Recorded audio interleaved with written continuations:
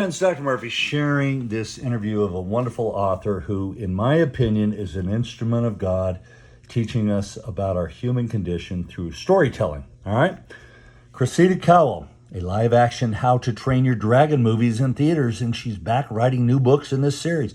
Her reading list includes Robert Macfarlane, Ann Taylor, and recipe books for bedtime. Can a great book be badly written?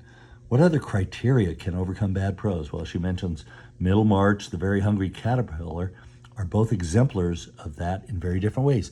What's the last great book you read? John and Paul by Ian Leslie, a fascinating account of the creative relationship between John Lennon and Paul McCartney. What kind of reader were you as a child? I spent all of my summers on an island in Scotland with no television, and I read anything I could get my hands on. Ursula Le Guin's A Wizard of Earthsea. Anything by Diana Wynne Jones or Tolkien.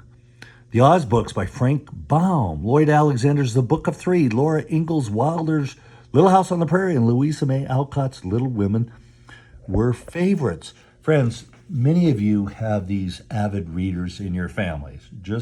Okay, I have a number in my family, including my wife, a granddaughter, my father. Yeah.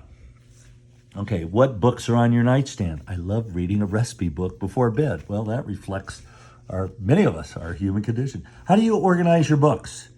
In my writing shed, I have lots of research books about nature or animals that are helpful to my illustrations. Did you ever have second thoughts about naming the hero of How to Train Your Dragon Hiccup? Absolutely not. A hiccup is another name for an accident. And what, of course, his father and his tribe come to realize is that Hiccup isn't an accident at all. Hiccup is a hero who solves problems with his intelligence, his creativity, and his empathy, rather than his fists. Friends, are not these eternal truths, words of wisdom, universal themes? Of course they are. What new thinking did you bring to the material more than 20 years after publishing the first book?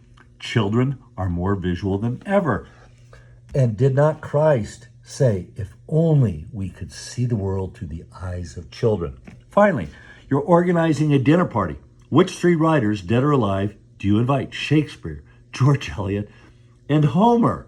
Hey, she's going to have a fun dinner party.